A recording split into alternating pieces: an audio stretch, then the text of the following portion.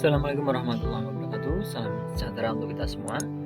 Kembali lagi pada kuliah perkuliahan Universitas Tikom ya, untuk mata kuliah di bisnis dan e-commerce. Untuk hari ini adalah pertemuan ke-9 ya, setelah kemarin kita sudah melaksanakan untuk UTS. Nah, ini pertemuan selanjutnya adalah pertemuan 9. Oke, pertemuan ini akan kita mulai beberapa saat lagi sambil menunggu yang lain untuk segera bergabung.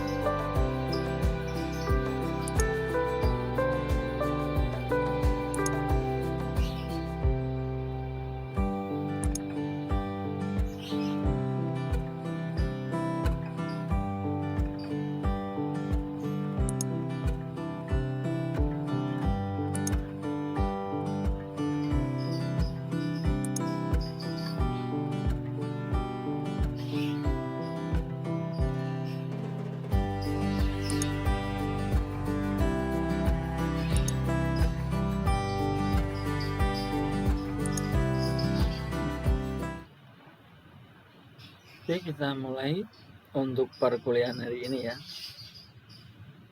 Mata kuliah e-bisnis dan e-commerce pertemuan ke-9 ya.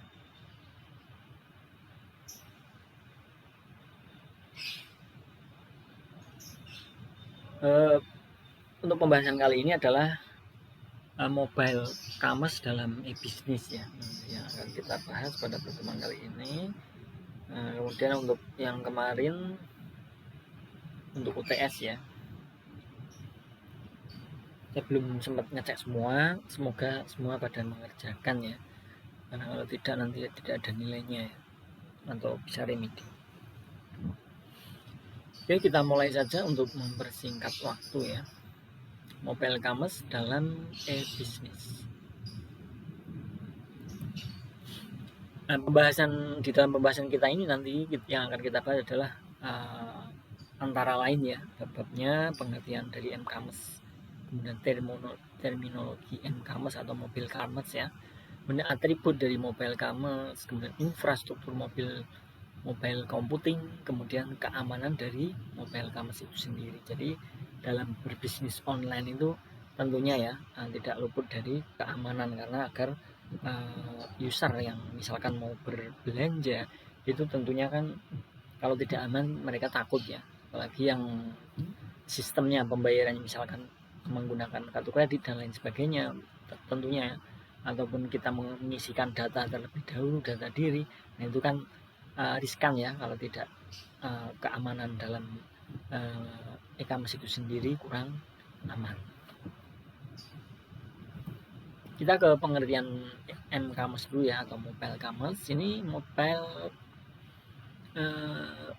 pembelian dan penjualan jasa dan barang-barang melalui atau dengan alat wireless handheld seperti telepon seluler dan personal digital assistant ya. Nah, ini yang sering kalian pakai ya teman-teman ya, kan menggunakan smartphone atau mobile ya, telepon seluler. Nah itu masuk ke mobile commerce ya, atau bisa juga ada yang menggunakan PDA ya, PDA ini asisten. Nah itu untuk zaman perkembangan teknologi zaman sekarang itu tentunya lebih maju ya, jadi kita berbelanja online itu tidak harus ke, kalau zaman dulu ya misalkan harus online di komputer, bahkan kita harus ke warnet ya. Nah kalau sekarang simpel dan mudah, cepat tentunya ya, dengan menggunakan telepon seluler saja kita sudah bisa berbelanja online ya, dalam hal pembelian atau penjualan jasa maupun barang-barang yang kita inginkan, seperti itu ya. Itu pengertian daripada mobile commerce. Nah, terminologi dan standar m-commerce, nah ini ada terminologinya ya, ada standar daripada mobile commerce tadi. Itu ada GPS ya, Global Positioning System, menggunakan teknologi berbasis tali. Nah ini standar m-commerce-nya ya. GPS tahu ya, yang ada di telepon seluler kita atau smartphone kita itu yang sering kita gunakan dengan berbagai macam ya, tidak hanya dengan misalkan mencari alamat saja, tapi dalam hal mobile commerce juga kita menggunakan standarisasi dari GPS tersebut, standar mobile commerce. Kemudian PDA, personal disaster komputer wireless genggam ya, jadi ini semacam komputer tapi komputer yang bisa digenggam ya, agak kecil ya PDA ya, nanti bisa dicari kalau penasaran ya. Ada SMS short message service. Nah ini biasanya pada saat kita berbelanja online itu ada ya, ada tidak semua, walaupun tidak semua ya, terkadang ada beberapa, banyak sih ya, kita berbelanja m-commerce ya, dalam hal jual beli online itu kadang ada notif ya, notif menggunakan apa, SMS. Itu ada juga ya, itu adalah termasuk daripada terminologi juga. Kemudian untuk EMS itu Enhanced Messaging Service. Ini semacam pemberitahuan juga ya, notif ya, untuk MMS juga ya, Multimedia Messaging Service. Nah ini kan kalau untuk MMS sendiri tahu ya, itu yang dalam bentuk multimedia ya untuk message-nya atau pesannya. Dan ada WAP, Wireless Application Protocol, ini untuk masuk ke dalam keamanan dalam berbelanja di mobile commerce tentunya. Kemudian smartphone ini mungkin berinternet dengan aplikasi yang sudah terpasang ya. Nah, seperti yang tadi saya katakan, kita berbelanja ya online itu kita bisa menggunakan mobile atau smartphone kita. Jadi kita masuk ke mobile commerce ya. Kategorinya seperti itu. Nah, pada saat kita berbelanja dengan simpel ya, kita di rumah tidak perlu keluar, kemudian kita hanya menggunakan alat smartphone atau telepon seluler kita, itu bisa berbelanja online ya.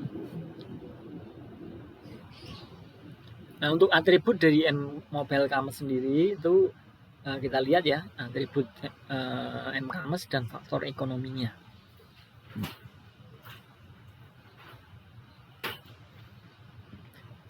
Sebentar.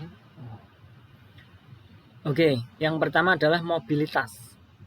Para pemakai membawa ponsel atau mobil device lainnya ya. Nah, ini mobilitasnya seperti itu untuk atribut ya. Tentunya kita menggunakan ponsel ataupun mobil device lainnya. Nah, untuk jangkauannya luas ya. Orang dapat dihubungi atau dituju pada setiap waktu.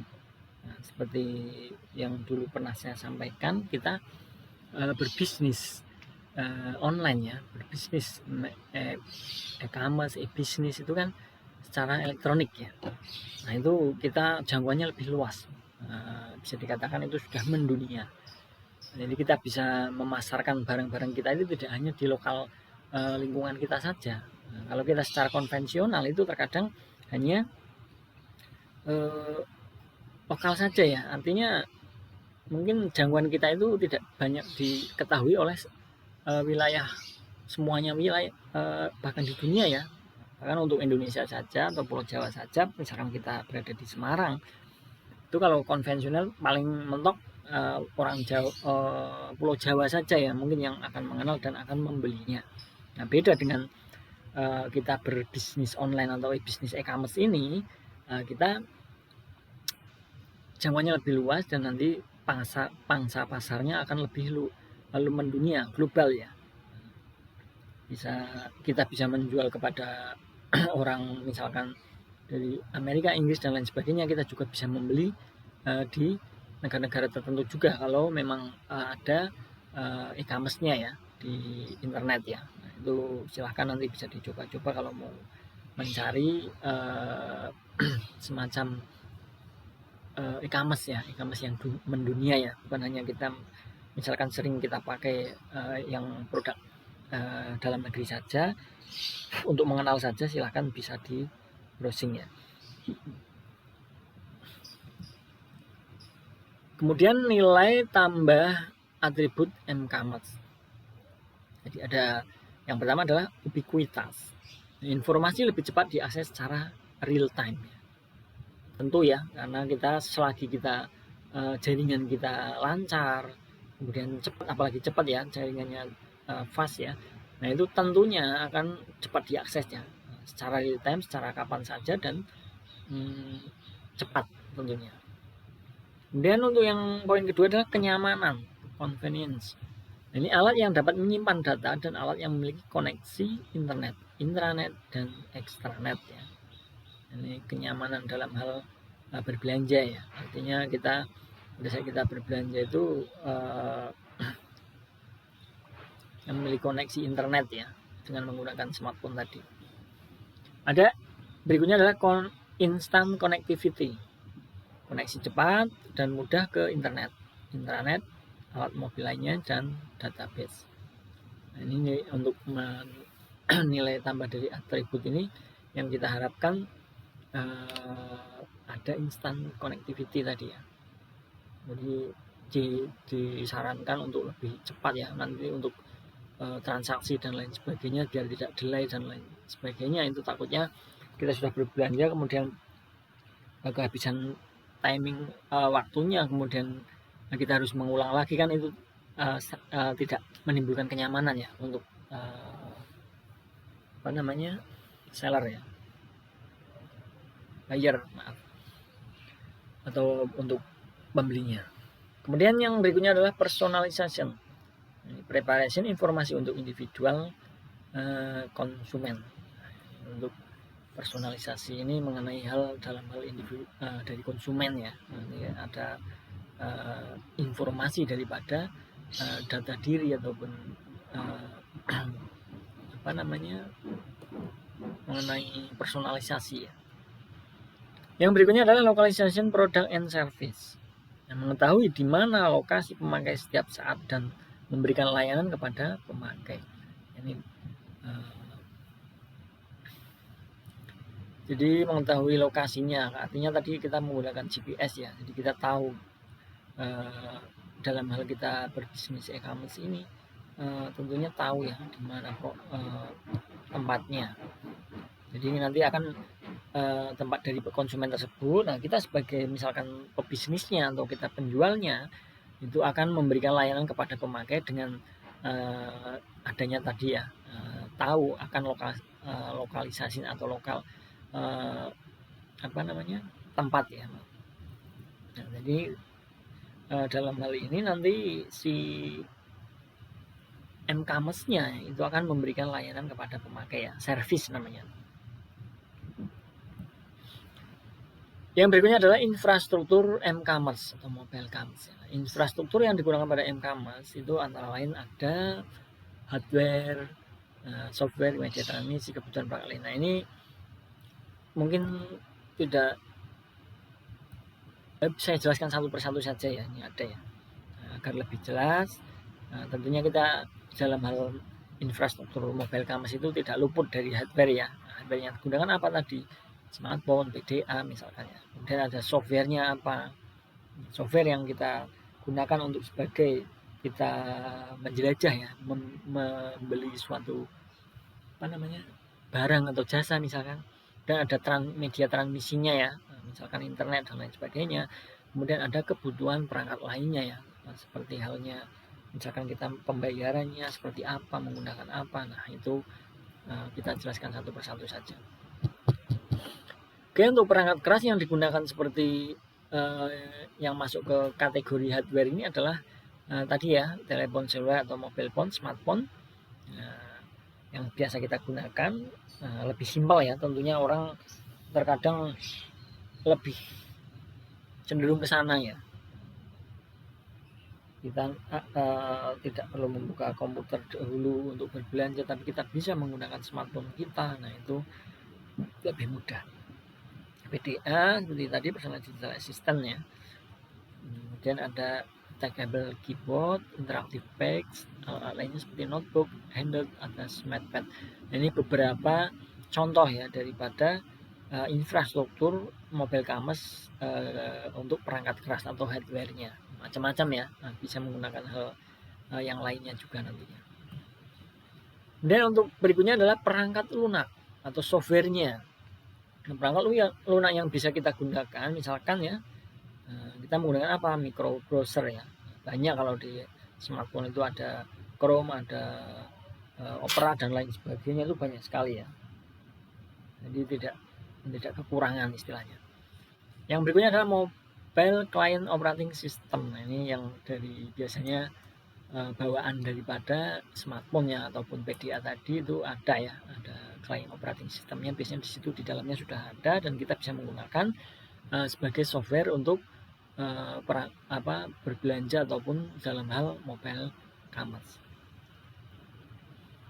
Yang berikutnya adalah Bluetooth. Nah, teknologi chip dan WVPN standar yang mungkin komunikasi data dan suara di antara alat wireless di atas frekuensi radio pendek. Kita juga bisa menggunakan ya mengenai hal ini dengan Bluetooth. Tampil layar aplikasi mobile. Nah, ini tentunya di dalam mobile sendiri ya, itu sudah ada tampilannya ya. Kemudian ada backend legacy application software. Nah, ini untuk backend ini lebih ke penjualnya atau pebisnisnya ya. Ini ada legacy application software-nya di dalam hardware yang ada di dalam hardware kita. Yang berikutnya adalah application middleware. ada wireless juga untuk misalkan menggunakan wireless atau wifi ya. Oke, itu adalah perangkat lunak yang biasa digunakan dalam hal mobile commerce. Kemudian yang berikutnya adalah media transmisi. Yang digunakan ini seperti microwave, kemudian satelit, Bluetooth, infrared, radio, teknologi radio seluler. Nah ini macam-macam ya. Ini sebagai transmisi ya, medianya untuk menjembataninya. Nah peralatan yang lain apa saja? Nah ini yang peralatan yang dibutuhkan seperti pengaturan wireline yang sesuai dengan atau modem wireless WAN ya. Pada saat kita menggunakan online kan ya, atau bisa website atau mCommerce kita itu kan tentunya terkadang ada yang menggunakan wireless dan lain sebagainya. Nah server jaringan dengan yang mensupport wireless biasanya seperti itu. Ada servernya, server database atau aplikasinya itu masuk sendiri ya ke dalam database-nya. Kemudian server besar aplikasi perusahaan. Nah ini kalau bagi yang pebisnisnya ya atau sellernya itu ada server besar aplikasi perusahaan. Apalagi kita dalam hal ini misalkan jual beli semua produk ya. Tentunya kan kita membutuhkan server atau penyimpanan yang besar pula ya untuk data. Setiap ada user masuk kemudian membeli barang itu kan nanti masuk ke database ya, server untuk. Nah tentunya database ataupun aplikasinya itu servernya besar ya, agar apa? Biar tidak lemot ya nantinya, jadi responnya cepat ya pada saat kita bertransaksi itu langsung sat-set gitu ya. Nah, tidak lelah karena dengan adanya misalkan servernya terlalu mepet, kemudian yang berbelanja itu kok transaksi lama, itu tentunya akan tidak menimbulkan ketidaknyamanan ya untuk konsumen ya. Nanti yang dampaknya nanti takutnya mereka tidak akan berbelanja di mCommerce kita misalkan, itu sebagai kita sebagai pebisnisnya ya. Servernya tentunya harus besar untuk aplikasi perusahaan ya.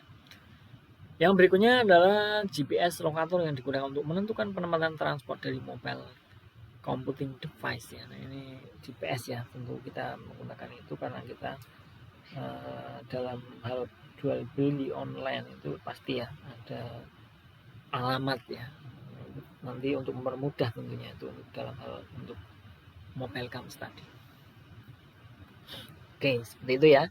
Nah kita masuk ke keamanan mobile commerce. Ini ada mobile public key infrastruktur ya, mobile PKI ya. Ini biasa mungkin yang terbiasa untuk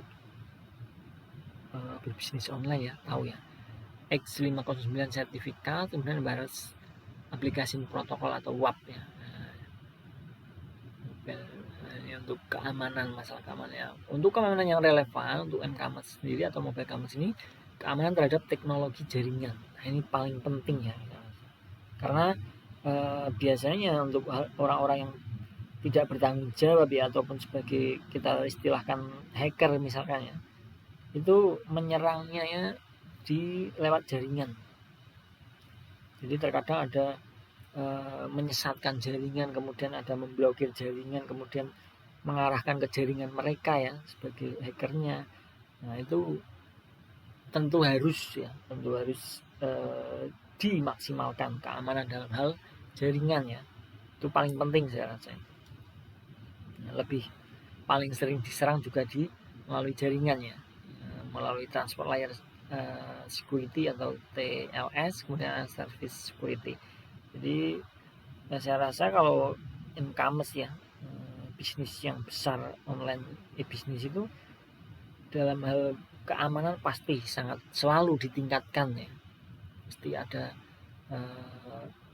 upgrade untuk keamanannya. Kalau tidak nanti akan kalah dengan hacker atau orang yang tidak bertanggung jawab ya. Mereka juga mengupgrade, tidak hanya pebisnis tapi para orang-orang yang tidak bertanggung jawab tersebut itu juga mereka biasanya mengupgrade ya. Bagaimana sih saya cara membobol, bagaimana sih agar saya bisa masuk ya. Nah itu juga selalu mengupgrade ya. Itu kenapa? Karena memang seiring perkembangan zaman itu pasti akan ada perkembangan daripada keamanan maupun yang lainnya untuk dalam hal segi security tadi di jaringan.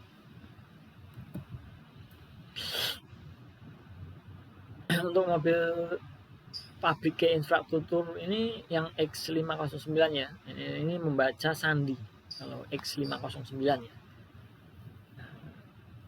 X509 adalah suatu standar itu ya untuk public key infrastruktur atau PKI. X509 menetapkan di antara hal-hal lain yaitu bentuk standar untuk public key, sertifikat dan suatu sertifikat pengesahan algoritma atau certification path validation algoritma. Jadi X509 ini lebih ke pembacaan sandi ya pada saat kita bertransaksi pengiriman, itu seperti halnya kita pengiriman ya katakan, ataupun transaksi di online tadi bisnis ya.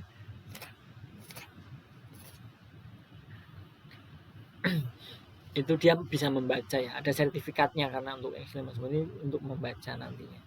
Agar apa? Untuk segi keamanan.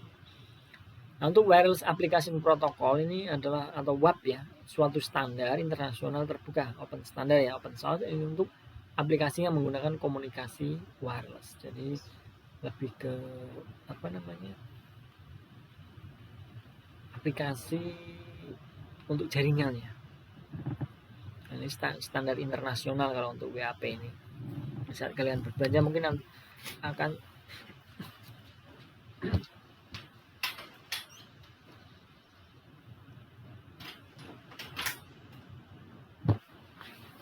pada saat berbelanja itu kalian mungkin akan tahu ya, akan diarahkan juga, akan sering melihat apa itu WAP atau Wireless Application Protocol. Yang berikutnya adalah keamanan yang relevan untuk MCAMAS atau Mobile CAMAS. Keamanan terhadap teknologi jaringan, GSM ya, Global System for Mobile Communication untuk GSM. Kemudian ada UMTS, Universal Mobile Telecommunication System. Ada Web Wired Equivalent Privacy, ada Bluetooth. Ini terhadap keamanan dari teknologi jaringannya seperti itu. Nah, untuk Transport Layer Security ada SSL ya, yang sering kalian lihat juga ya, sering misalkan berbelanja online atau kita mengakses browser kemudian masuk di jaringan itu ada SSL ya, ada STLS juga.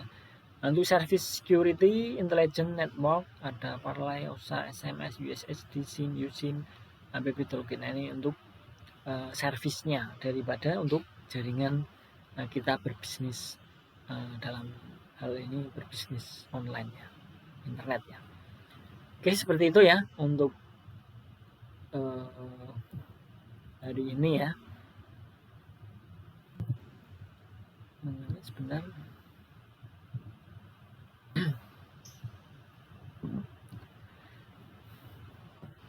Oke. Yang kita bahas ini adalah pertemuan 9 tadi, e-bisnis dan e-commerce ya, atau mobile commerce yang kita bahas tadi.